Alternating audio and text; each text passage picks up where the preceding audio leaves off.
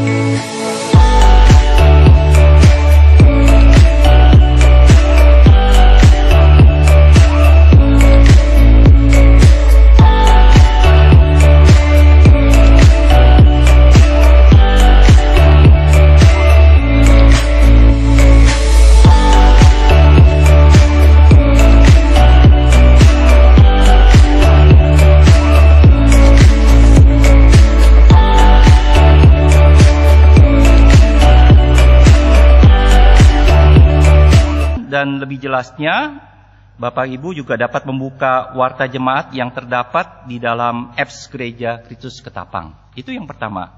Nah, yang kedua, mengenai survei perubahan jam kebaktian. Jemaat sekalian, menyikapi dan mempertimbangkan situasi pandemi COVID-19 saat ini, maka majelis berencana untuk mulai bulan Agustus 2020 untuk sementara waktu menyesuaikan jam ibadah kebaktian minggu menjadi 2 kali, yaitu jam 8 dan jam 10.30. Pertimbangan ini diambil sebagai persiapan gereja untuk nantinya membuka kembali ibadah secara offline atau ibadah di gedung gereja di dalam situasi pandemi ini. Karena Bapak Ibu Saudara sekalian, dibutuhkan waktu yang sangat panjang khususnya untuk protokol mempersiapkan ruangan, mempersiapkan segala sesuatunya supaya kita aman. Maka jam kebaktian ini perlu disesuaikan juga. Oleh karena itu, tadi dikatakan untuk sementara waktu kita akan merubah jam ibadah menjadi jam 8 dan jam 10.30. Jadi hanya 2 kali kebaktian. Nah, terkait hal tersebut, mohon jemaat dapat memberikan masukan dengan mengisi survei yang dilakukan secara online.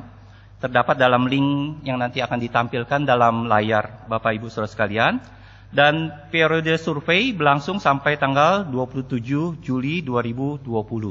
Nah, Bapak Ibu, survei ini sebenarnya khusus untuk Bapak Ibu yang terbiasa mengikuti kebaktian pagi, kebaktian umum ke-1. Buat yang kebaktian umum kedua dan yang ketiga tidak perlu mengisi. Jadi hanya yang KU1 saja atau yang di pos-pos yang biasa mengikuti jam 6.30 yang rasanya Bapak Ibu keberatan karena setelah itu Bapak Ibu ada kegiatan yang nggak bisa ditinggalkan, harus melakukan. Nah, itu silakan Bapak Ibu mengikuti survei ini, dan sungguh kami berharap Bapak Ibu bisa mendukung pelayanan kami ini, dan mohon pengertiannya sekiranya bisa menyesuaikan. Kami sangat bersyukur dan berterima kasih atas kerjasama dan dukungan daripada Bapak Ibu jemaat sekalian. Terima kasih Bapak Ibu, selamat beribadah dan silakan mempersiapkan hati bersama keluarga dengan sukacita kita beribadah pada hari ini. Tuhan memberkati.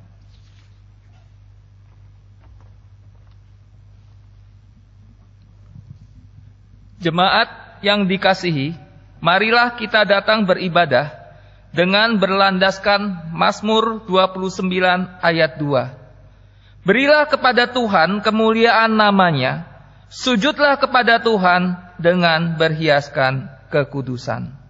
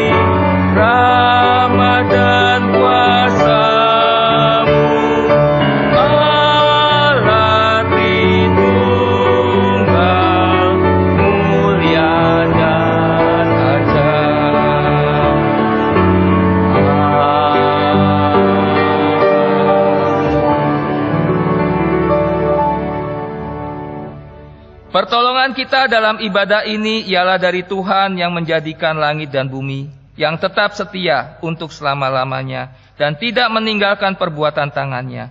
Kasih karunia dan damai sejahtera dari Allah Bapa kita dan dari Tuhan Yesus Kristus serta persekutuan Roh Kudus menyertai saudara sekalian. Mulia bagi Bapa, bagi Anak serta Roh Kudus, dari permulaannya sekarang dan akan jadi selama-lamanya.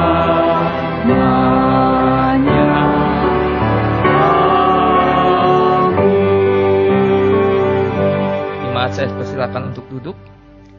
Nas pembimbing kita terambil dari Mazmur pasal 62 ayat 2 sampai 5. Ya Allah, Engkaulah Allahku, Aku mencari Engkau, jiwaku haus kepadamu, tubuhku rindu kepadamu, seperti tanah yang kering dan tandus tiada berair. Demikianlah aku memandang kepadamu di tempat kudus, sambil melihat kekuatanmu dan kemuliaanmu. Sebab kasih setiamu lebih baik daripada hidup. Bibirku akan memegahkan Engkau. Demikianlah aku mau memuji Engkau seumur hidupku dan menaikkan tanganku demi nama-Mu.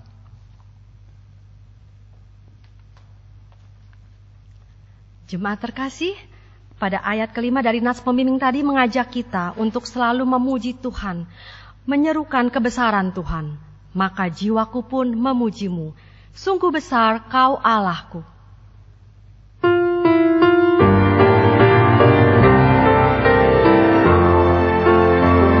Bila ku lihat bintang gemerlapan dan bunyi guru riuh ku dengar, ya Tuhanku, tak putus aku heran melihat ciptaan-Mu yang besar. Maka jiwaku pun memuji-Mu. Sungguh besar Kau Allahku. Maka jiwaku pun memuji-Mu. Sungguh besar Kau Allahku.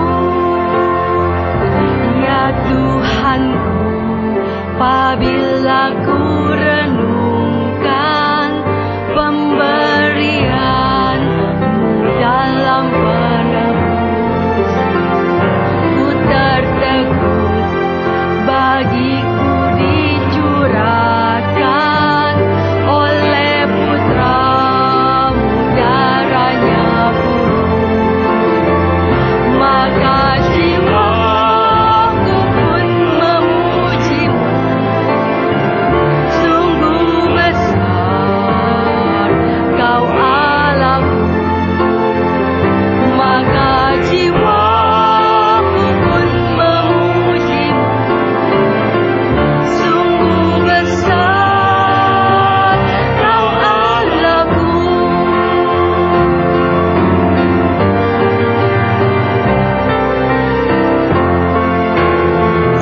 Apabila nanti Kristus memanggilku, sukacitaku amatlah besar, karena terkabullah yang kurindukan, melihat Kau Tuhanku amat. Maka jiwaku pun memuji-Mu.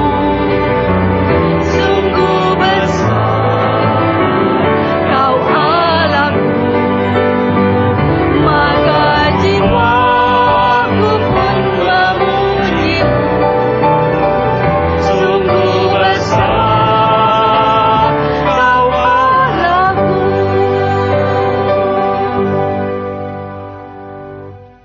Dengarkanlah jemaat hukum Tuhan yang diambil dari Roma 13 ayatnya yang ke-10. Kasih tidak berbuat jahat terhadap sesama manusia. Karena itu, kasih adalah kegenapan hukum Taurat.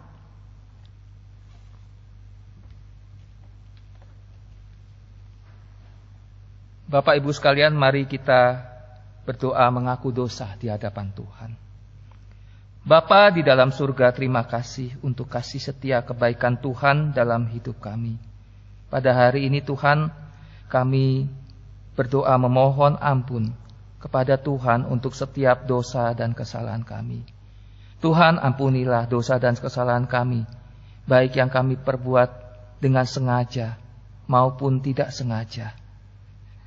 Sehingga dosa dan kesalahan kami telah diampuni Tuhan, tidak menghalangi pengertian kami untuk mengerti kebenaran firman Tuhan. Terima kasih Tuhan. Dalam nama Tuhan Yesus kami sudah berdoa. Amin. Berita anugerah terambil dari Efesus pasal 2 ayat 4-7.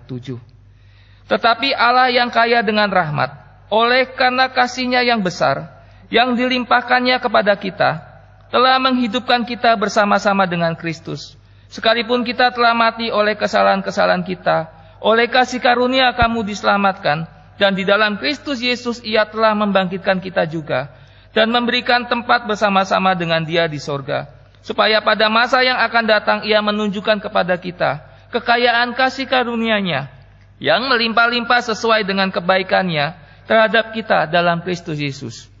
Berdasarkan firman Tuhan ini, maka sebagai hamba Yesus Kristus saya memberitakan bahwa pengampunan dosa telah berlaku bagi kita dalam nama Bapa dan Anak dan Roh Kudus. Amin.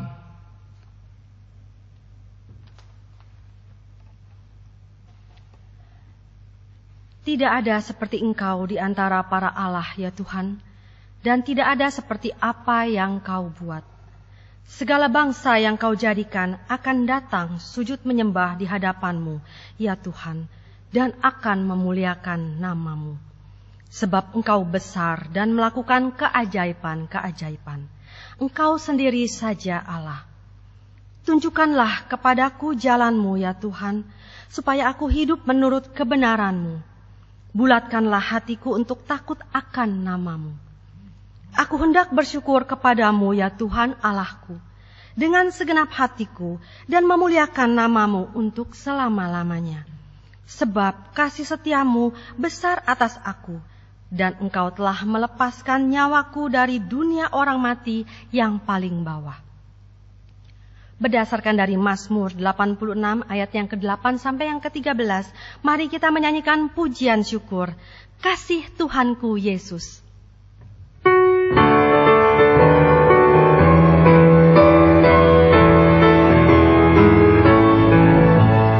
Kasih Tuhanku Yesus, bagiku yang keji, tak terungkapkan lidah, darahku terperi, bebanku dibuangkan, jiwaku pun lepas, oleh kasih Tuhanku Yesus yang jelas.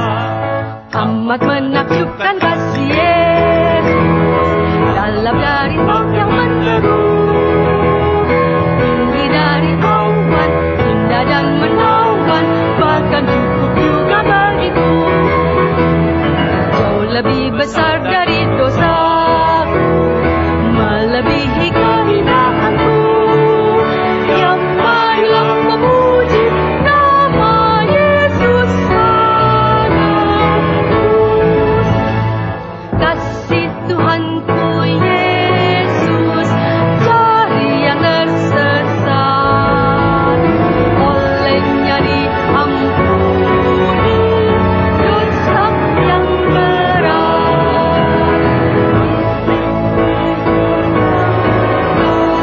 Aku pun bebaslah karena kasih Tuhanku Yesus. Amat menakjubkan kasih Yesus, dalam dari laut yang menderu, tinggi dari awan, indah dan menawan, bahkan cukup juga bagiku, jauh lebih besar dari dosa, melebihi kehinaanku. Ya marilah memuji nama Yesus penebus.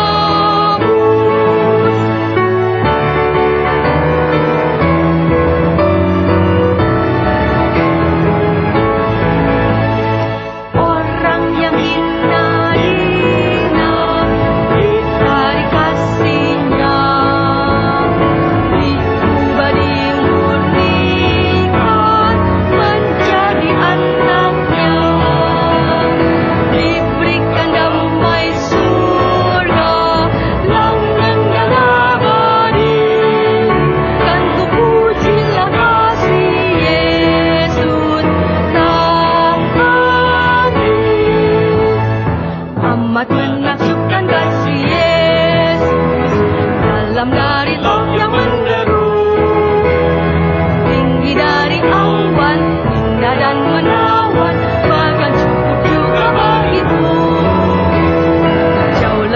besar dari dosa, melebihi keinginanku yang adalah memuji nama Yesus padamu.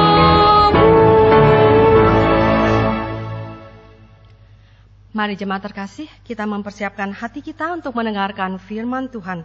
Suatu pujian yang indah, yang mengingatkan kita untuk selalu bersandar kepada Tuhan. Di tengah pergumulan kita, maka kita selalu ingat pada kekuatan Tuhan yang selalu menopang kita. Kita menyanyikan pujian persiapan hati, Kaulah Harapan.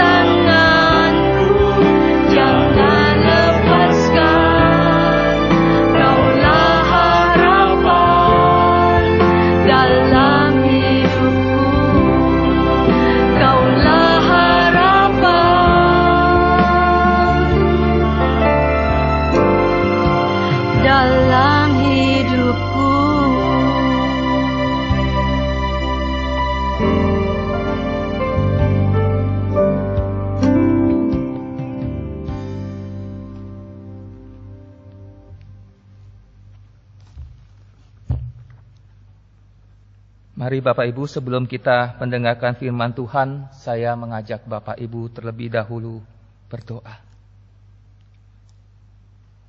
Bapa di dalam surga, mengucap syukur kasih setia Tuhan dalam hidup kami semua. Pada saat ini kami akan bersama-sama merenungkan firman Tuhan. Tuhan memberkati kami dengan firman Tuhan. Tolong kami sehingga kami mengerti akan kebenaran firman Tuhan yang kami dengar dan mengubah hidup kami. Terima kasih hamba-Mu yang terbatas menyerahkan pemberitaan firman Tuhan hanya ke dalam nama Tuhan Yesus Juru Selamat kami yang hidup. Amin. Shalom Bapak Ibu sekalian yang dikasihi oleh Tuhan Yesus Kristus. Firman Tuhan pada hari ini terambil dari Kejadian pasal 40 ayat 20 sampai 23. Kejadian pasal 40 ayat 20 sampai 23. Saya akan membacakannya, Bapak Ibu saya persilahkan menyimaknya dalam hati. Kejadian pasal 40 ayat 20. Dan terjadilah pada hari ketiga, hari kelahiran Firaun. Maka Firaun mengadakan perjamuan untuk semua pegawainya. Ia meninggikan kepala juru minuman dan kepala juru roti itu di tengah-tengah para pegawainya. Kepala juru minuman itu dikembalikannya ke dalam jabatannya sehingga ia menyampaikan pula piala ke tangan Firaun. Tetapi kepala juru roti itu digantungnya seperti yang ditakbirkan Yusuf kepada mereka. Tetapi Yusuf tidaklah diingat oleh kepala juru minuman itu, melainkan dilupakannya. Bapak Ibu sekalian yang dikasihi oleh Tuhan Yesus Kristus, pada hari ini kita akan belajar dari satu orang tokoh Alkitab yang sudah kita kenal mungkin dari sejak kita masih menjadi anak-anak sekolah minggu. Yaitu kita akan belajar dari satu tokoh Alkitab yang bernama Yusuf. Nah Bapak Ibu sekalian, Yusuf ini tidak dilahirkan dari keluarga yang harmonis. Ia berada di antara 11 orang saudara tiri dan seorang saudara kandung dari 4 ibu yang berbeda. Dan memang Yusuf, kalau kita melihat kisahnya di Alkitab dari pasal 37, kita melihat Yusuf ini menjadi anak emasnya Yakub ayahnya. Namun sikap Yakub yang menganak emaskan Yusuf ini justru memicu kebencian dan iri hati dari saudara-saudaranya, sehingga saudara-saudaranya ini bersepakat untuk membunuhnya. Namun kakak tertua daripada Yusuf tidak tega, sehingga mereka memutuskan menyingkirkannya dan menjualnya kepada orang asing. Dibuang jauh dari keluarga. Ia menjadi budak di negeri asing, yang berarti tidak punya hak atas dirinya sendiri. Bertahun-tahun dia menjalani hal ini. Ini satu hal yang sulit bagi Yusuf, terutama ketika dia masih seusia remaja. Nah Bapak Ibu sekalian, belum cukup dia hanya menjadi budak, tetapi Yusuf justru dijebloskan ke dalam penjara karena fitnahan daripada istri Potifar. Dia harus mendekam di dalam penjara yang dingin, kotor, sempit. Justru karena dia tidak ingin berbuat dosa di hadapan Tuhan. Nah Bapak Ibu, pergumulan Yusuf ini begitu berat. Pertanyaannya adalah yang perlu kita renungkan. Kita tahu semua bahwa akhirnya Yusuf menjadi penguasa di Mesir. Kita tahu semua Yusuf mempunyai kuasa yang demikian hebat atas seluruh tanah Mesir. Dia hanya sedikit di bawahnya Firaun. Pertanyaannya, bagaimana Yusuf mampu menjalani tahap demi tahap pergumulannya bersama dengan Tuhan? Apa yang dia lakukan ketika dia bergumul dengan pergumulan hidupnya? Saya menemukan 2 hal dari kisah Yusuf dalam pasal 37 sampai pasal 50. Yang pertama, Yusuf ini ketika dia bergumul di dalam Tuhan, bersama dengan Tuhan, Yusuf ini berserah. Dia ini surrender, berserah pada Tuhan. Yusuf tidak pernah sedikit pun meragukan penyertaan Allah. Kalau kita melihat dalam pasal 39 ayat 2 dikatakan, tetapi Tuhan menyertai Yusuf sehingga ia menjadi seorang yang berhasil dalam pekerjaannya. Ketika Yusuf bertemu dengan Potifar, Alkitab mengatakan Tuhan menyertai Yusuf. Ketika Yusuf dimasukkan dalam penjara, dikatakan Tuhan menyertai Yusuf. Tetapi kalau kita melihat, walaupun Tuhan menyertai Yusuf, Yusuf tidak bebas dari masalah. Yusuf tetap memiliki masalah. Dan setiap permasalahan ini, Yusuf bergumul di hadapan Tuhan. Dan Yusuf berserah. Namun Bapak Ibu sekalian, ketika Yusuf berserah, bukan berarti Yusuf ini pasif, tidak berbuat apa-apa. Yusuf juga aktif. Ketika dia di penjara, di dalam pasal 40 ayat 5, juru minuman dan juru roti ini bermimpi. Dan mimpi mereka masing-masing punya artinya. Dan kemudian Yusuf mengartikan mimpi kedua orang tersebut. Dalam pasal 40 ayat 12, Yusuf berkata, beginilah arti mimpi itu. Ketiga carang itu artinya 3 hari. Dalam 3 hari ini, Firaun akan meninggikan engkau dan mengembalikan engkau ke dalam pangkatmu yang dahulu. Dan engkau akan menyampaikan piala ke tangan Firaun seperti dahulu kala, ketika engkau jadi juru minumannya. Kemudian kalimat berikutnya, tetapi ingatlah kepadaku apabila keadaanmu telah baik nanti, tunjukkanlah terima kasihmu kepadaku dengan menceritakan hal ihwalku kepada Firaun. Dan tolonglah keluarkan aku dari rumah ini. Sebab aku diculik begitu saja dari negeri orang Ibrani. Dan di sini pun aku tidak pernah melakukan apa-apa yang menyebabkan aku layak dimasukkan ke dalam liang tutupan ini. Jadi Yusuf tidak pasif. Ketika dia mengartikan mimpi daripada juru minuman, dia ngomong, saya artikan mimpi kamu, tapi kalau kamu sudah diberkati, kamu sudah ditinggikan oleh Firaun, ingat aku. Tolong bebaskan aku, karena aku tidak berbuat salah. Jadi Yusuf ini membela dirinya dan berusaha supaya dia bisa bebas dari hukuman penjaranya. Yusuf tidak pasif. Lalu di mana berserahnya? Kembali saya katakan, ketika kita berserah bukan berarti kita tidak berbuat apa-apa. Dan coba lihat di dalam pasal 40 ayat 20. Dan terjadilah pada hari ketiga, hari kelahiran Firaun, maka Firaun mengadakan perjamuan untuk semua pegawainya. Ia meninggikan kepala juru minuman dan kepala juru roti itu di tengah-tengah para pegawainya. Kepala juru minuman itu dikembalikan kepada jabatannya, sehingga ia menyampaikan pula piala ke tangan Firaun. Tetapi kepala juru roti itu digantungnya seperti yang ditakbirkan Yusuf kepada mereka. Tetapi Yusuf tidaklah diingat oleh kepala minuman itu, melainkan dilupakannya. Dalam pasal 41 ayat 1, setelah lewat 2 tahun lamanya, bermimpilah Firaun bahwa ia berdiri di tepi sungai Nil. Jadi Yusuf ini ketika sudah menafsirkan mimpi, juru minuman kembali ditinggikan oleh Firaun, Yusuf dilupakan sehingga dia harus menjalani hukumannya selama 2 tahun. Selama 2 tahun. Nah, menarik Bapak Ibu, apa yang direncanakan oleh Yusuf tidak terjadi. Apa yang diharapkan oleh Yusuf tidak terjadi. Yusuf harus mengalami perjalanan penjara 2 tahun lagi. Namun Yusuf tidak mengeluh ketika rencananya mendapatkan keadilan itu gagal karena dilupakan oleh juru minuman. Yusuf walaupun dilupakan, dia tidak mengeluh pada Tuhan. Bahkan ketika dia harus menjalani penjara selama 2 tahun lagi. Sebelum sudah 2 tahun, Firaun baru memanggilnya untuk menafsirkan mimpi. Nah Bapak, ini Kejadian 50 ayat 20 ketika Yusuf sudah menjadi penguasa di Mesir, Yusuf mengatakan, kamu telah merekakan yang jahat terhadap aku. Allah merekakannya untuk kebaikan. Dengan maksud melakukan seperti sekarang ini, yaitu memelihara hidup satu bangsa yang besar. Nah Bapak Ibu, seandainya ya Yusuf ini tidak dibuang, dia tidak dipenjara. Seandainya dia tidak dipenjara, dia tidak bertemu dengan juru minuman dan juru roti. Namun seandainya kita berandai-andai, seandainya juru minuman mengingat Yusuf, juru minuman ini ngomong sama Firaun, Yusuf ini orang yang hebat menafsirkan mimpi, paling banter Yusuf dibebaskan dan menjadi pegawainya juru minuman. Menjadi bawahnya juru minuman. Paling banter, seandainya Yusuf diingat.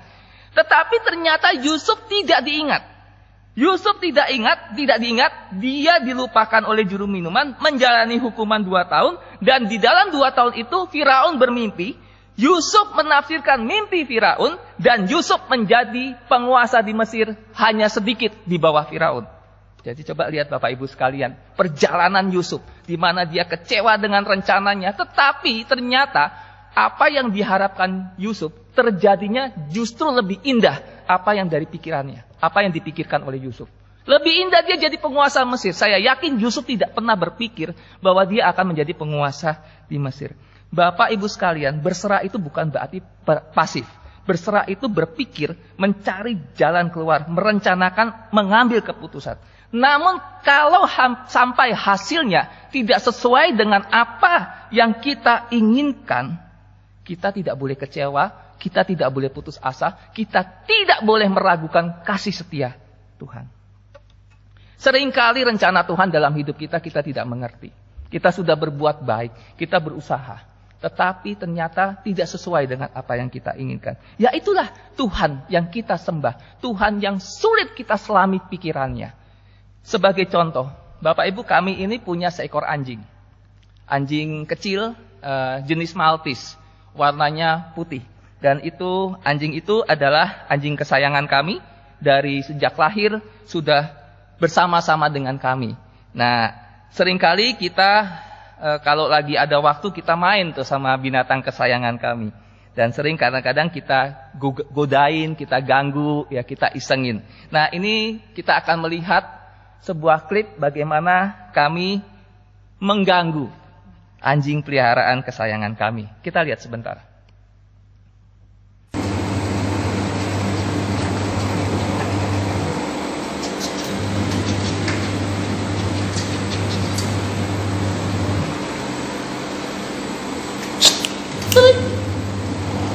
Masuk. Masuk. Sini, Sobi. Masuk. Sini, Sobi. Masuk. Sini, Sobi. Sini, Sobi. Masuk.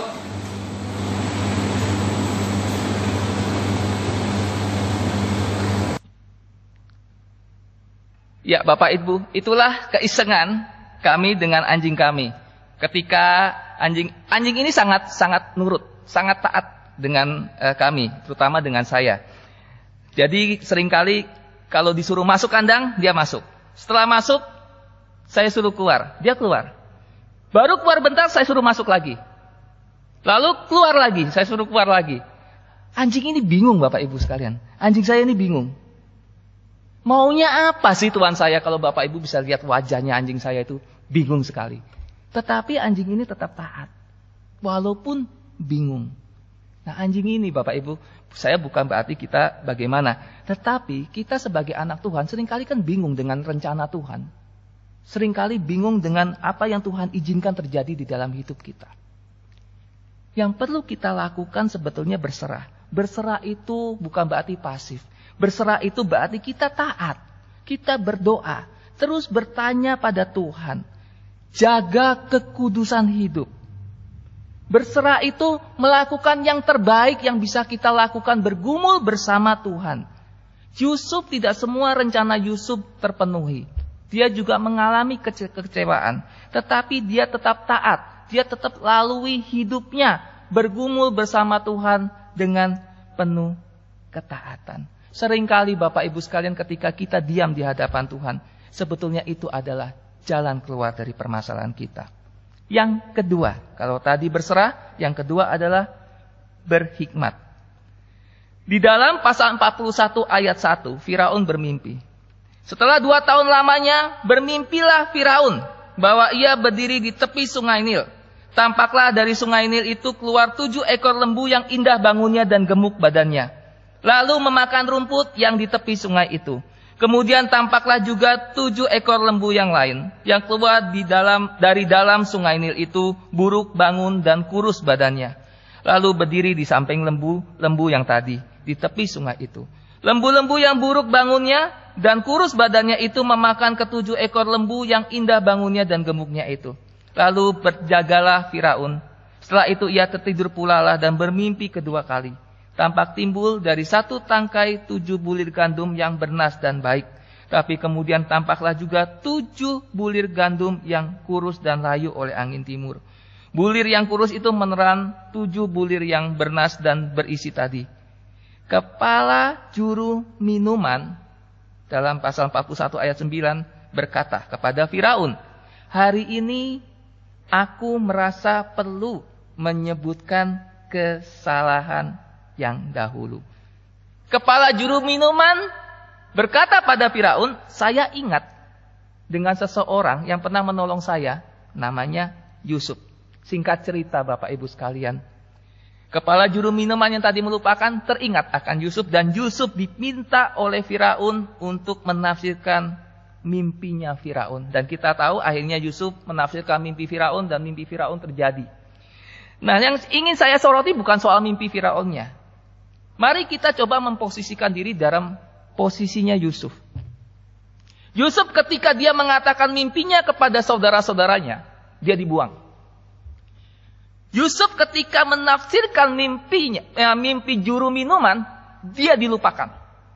Sekarang Firaun minta Yusuf menafsirkan mimpinya. 2 kali Yusuf menafsirkan mimpi, dia kecewa.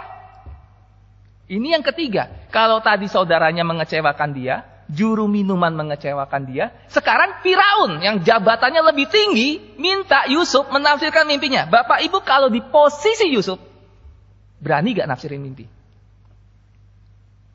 Nah Bapak Ibu sekalian, ini satu hal yang berat loh bagi Yusuf.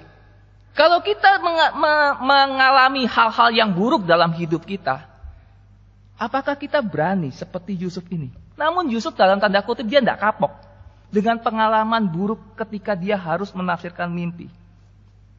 Dan kita tahu Yusuf akhirnya mengambil keputusan menafsirkan mimpi Firaun. Dan singkat cerita, gara-gara dia menafsirkan mimpi Firaun, dia mendapatkan tugas yang luar biasa, jabatan yang luar biasa, dan menjadi penguasa Mesir. Apa yang bisa kita pelajari? Kejadiannya sama. Yusuf harus menafsirkan mimpi. Namun hasilnya berbeda. Inilah Bapak Ibu hikmatnya Yusuf. Dia tidak terikat dengan masa lalu dia. Saya ambil contoh yang lain. Kita lihat sekarang Daud. Ya, kita menyimpang sedikit, kita melihat Daud. Dalam 2 Samuel 5 ayat 17 sampai 21. Orang Filistin ini mengepung Daud. Ya, mengepung bangsa Israel. Lagi dikepung, kemudian Daud bertanya sama Tuhan. Di dalam 2 Samuel 5 ayat 17 sampai 21. Daud bertanya sama Tuhan. Apakah aku harus maju melawan orang Filistin itu? Tuhan menjawab. Maju. Sebab aku pasti akan menyerahkan orang Filistin itu ke dalam tanganmu. Lalu Daud maju. Dan dikatakan Tuhan telah menerobos musuhku seperti air menerobos. Jadi dari depan itu diserang bangsa Filistin oleh Daud dan pasukannya. Dengan Tuhan yang ada di depan. Tuhan menerobos dari depan. Orang Filistin dipukul kalah. Mundur orang Filistin. Nah ketika orang Filistin mundur, orang Filistin ini enggak patah arang. Berusaha lagi menyerang. Beberapa orang menafsirkan bahwa ini dalam waktu yang tidak lama kembali Filistin maju lagi menyerang. Mengepung Daud dan pasukannya. Lalu Daud tanya lagi sama Tuhan. Gimana nih? Jawaban Tuhan berbeda. Tuhan bilang begini. Jangan maju, tapi buatlah gerakan lingkaran sampai ke belakang mereka. Sehingga engkau dapat menyerang mereka dari jurusan pohon kertau. Jadi berbeda strateginya Tuhan. Dari belakang, bukan dari depan langsung. Dan Daud melakukan hal yang diminta oleh Tuhan, yang diarahkan oleh Tuhan. Dan berhasil, Filistin kalah, hancur. Lihat, situasinya sama, caranya beda. Kalau tadi Yusuf, situasinya sama, hasilnya beda. Ini situasinya sama, caranya beda. Apa yang bisa kita dapat di sini Bapak Ibu sekalian? Butuh hikmat Tuhan untuk keluar dari pergumulan hidup. Butuh hikmat Tuhan untuk mendapatkan solusi keluar dari permasalahan kita. Jangan hanya bisa copy paste dari sana sini. Kita tidak berdoa, kita nggak minta hikmat Tuhan. Saat ini Bapak Ibu kita mengalami wabah COVID. Pandemi COVID yang tidak pernah orang punya pengalaman. Semuanya analisa, semuanya prediksi. Butuh hikmat Tuhan untuk kita bertanya sama Tuhan, Tuhan, saya harus melakukan apa? Tidak ada yang punya pengalaman. Tidak ada yang berani memastikan masa depan. Hanya satu yang bisa memastikan masa depan, yang tahu akan masa depan kita, Tuhan. Maka kita butuh hikmat daripada Tuhan. Bukan berarti kita nggak boleh belajar, boleh. Tetapi kita butuh hikmat dari Tuhan untuk apa yang harus kita lakukan. Pengkhotbah 1 ayat 9 mengatakan tidak ada yang baru di bawah matahari. Itu benar. Tetapi Pengkhotbah 3 ayat 11 mengatakan semua itu indah pada waktunya. Jadi di dunia ini nggak ada yang baru Bapak Ibu. Nggak ada yang baru. Hanya waktunya itu, waktu Tuhan.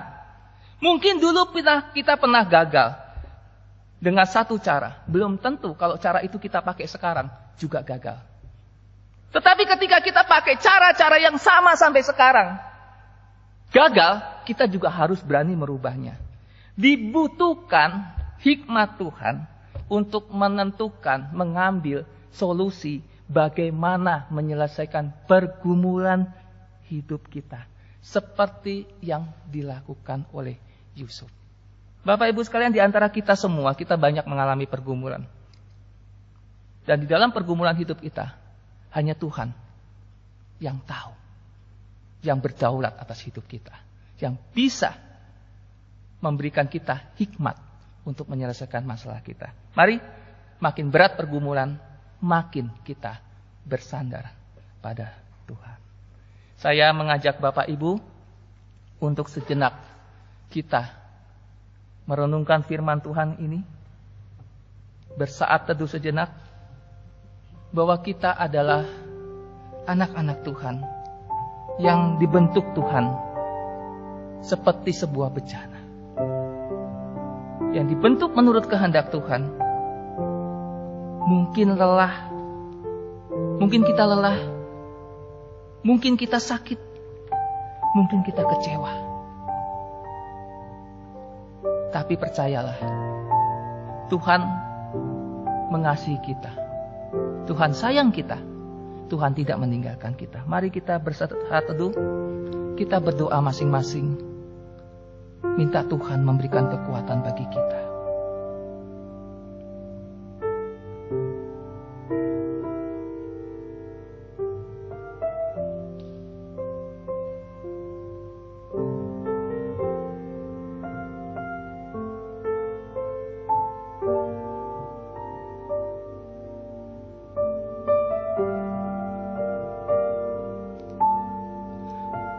Bapa di dalam surga,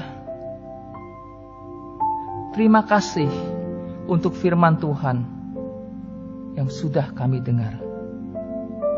Terima kasih Tuhan. Tuhan,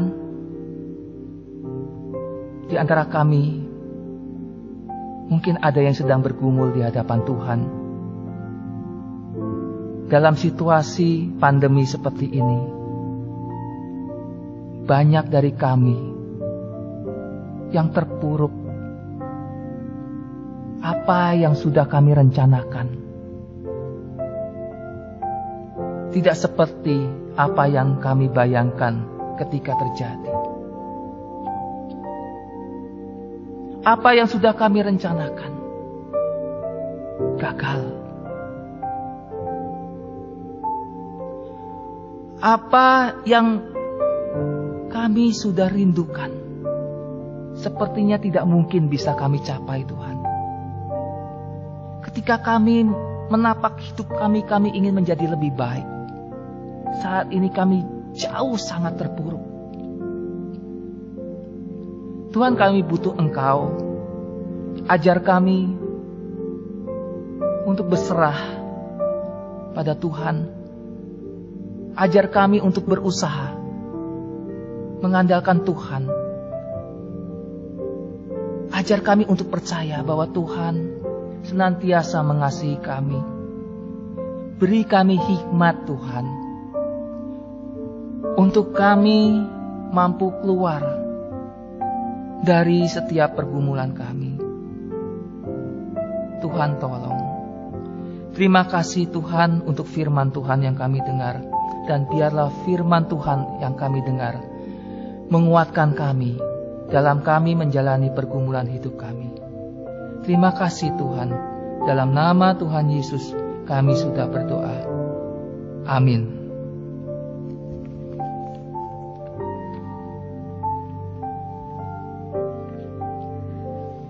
Saya mengundang jemaat terkasih untuk bangkit berdiri Dan kalau mungkin jemaat tidak dapat berdiri, dapat menyilangkan tangannya di dada.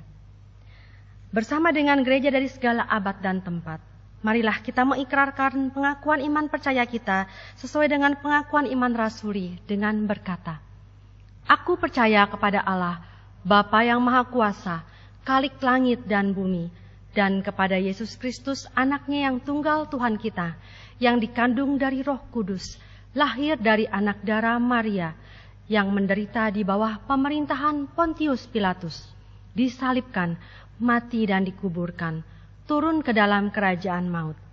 Pada hari yang ketiga, bangkit pula dari antara orang mati, naik ke surga, duduk di sebelah kanan Allah, Bapa yang Maha Kuasa, dan akan datang dari sana untuk menghakimi orang yang hidup dan yang mati.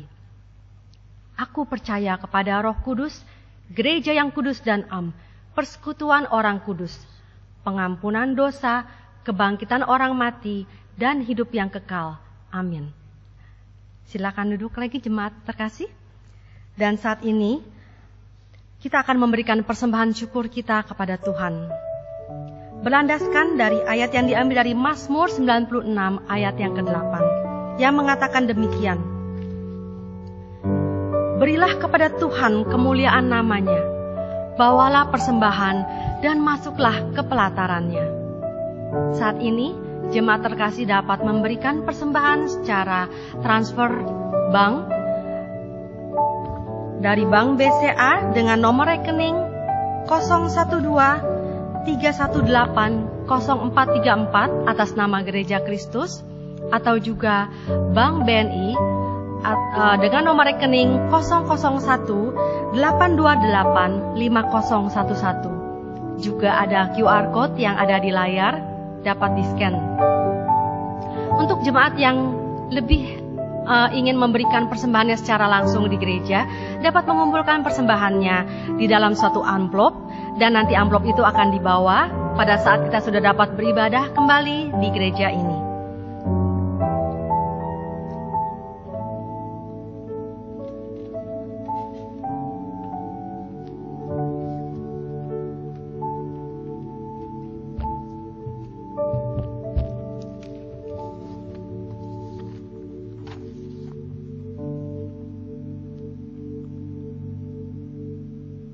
Bapa di dalam surga, terima kasih untuk kesempatan kami memberikan persembahan di hadapan Tuhan. Terima kasih Tuhan. Dan kami berdoa agar setiap persembahan yang kami berikan dapat digunakan untuk pekerjaan Tuhan. Tuhan, kami juga berdoa untuk pergumulan-pergumulan saat ini. Kami berdoa Tuhan, di masa pandemi ini Tuhan melawat kami, Tuhan menolong kami, dan sehingga masa pandemi ini dapat segera berlalu.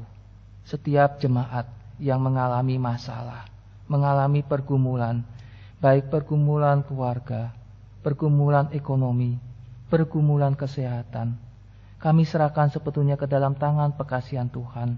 Biarlah Tuhan yang memulihkan. Bangsa kami serahkan ke dalam tangan Tuhan. Tuhan memberkati setiap pemimpin bangsa kami. Tuhan menolong sehingga pemimpin-pemimpin kami, baik presiden kami walaupun dan juga gubernur kami, Tuhan berikan hikmat daripada Tuhan untuk mampu membawa bangsa ini keluar dari setiap masalah, terutama masalah pandemi. Juga ekonomi bangsa ini, bangsa kami serahkan ke dalam tangan Tuhan. Tuhan yang memulihkan setiap aspek ekonomi dalam kehidupan bangsa kami. Terima kasih Bapa, dan kami akan menutup doa kami dengan doa sempurna yang Tuhan Yesus ajarkan. Bapa kami yang di sorga, dikuduskanlah namamu, datanglah kerajaanmu, jadilah kehendak-Mu di bumi seperti di sorga. Berikanlah kami pada hari ini makanan kami yang secukupnya, dan ampunilah kami akan kesalahan kami, seperti kami juga mengampuni orang yang bersalah kepada kami. Dan janganlah membawa kami ke dalam pencobaan, tapi lepaskanlah kami daripada yang jahat. Karena Engkaulah yang empunya kerajaan dan kuasa dan kemuliaan sampai selama-lamanya. Amin.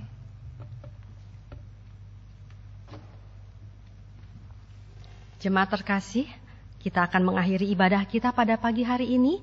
Mari kita bangkit berdiri, kita akan menyanyikan pujian Hanya Kristus Harapanku.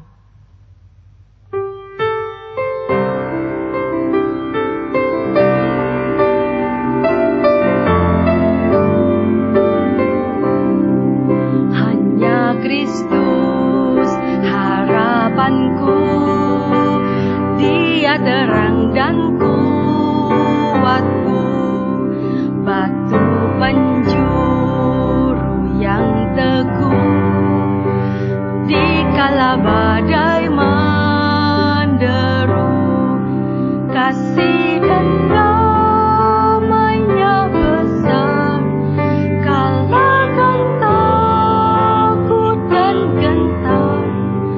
Penghiburku, naunganku, dalam kasih-Nya ku teduh. Hanya Kristus yang bersedia turun menjadi manusia, datang selamatkan umat-Nya, walau dihina, dicerca, sampai Dia mati di salib, menanggung murka ilahi. Semua dosaku ditebus, karena mati-Nya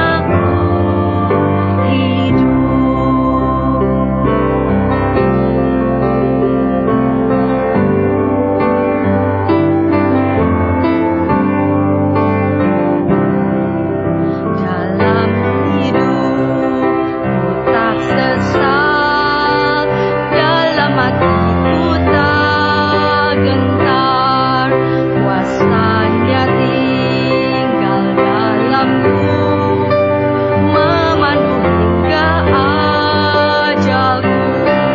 Tiada yang dapat pisahkan ku dari tangan kasih-Nya, hingga Dia panggilku pulang, dalam kuasa-Nya ku teguh.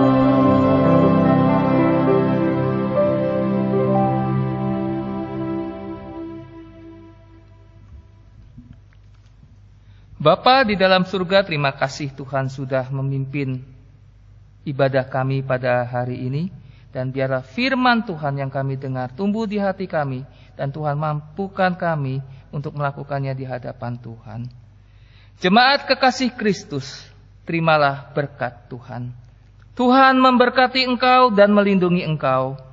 Tuhan menyinari engkau dengan wajah-Nya dan memberi engkau kasih karunia. Tuhan menghadapkan wajah-Nya kepadamu dan memberi engkau damai sejahtera. Amin. Kepada Allah beri puji, serta kepada Al-Masih, Roh Kudus muliakan, berkuasa dan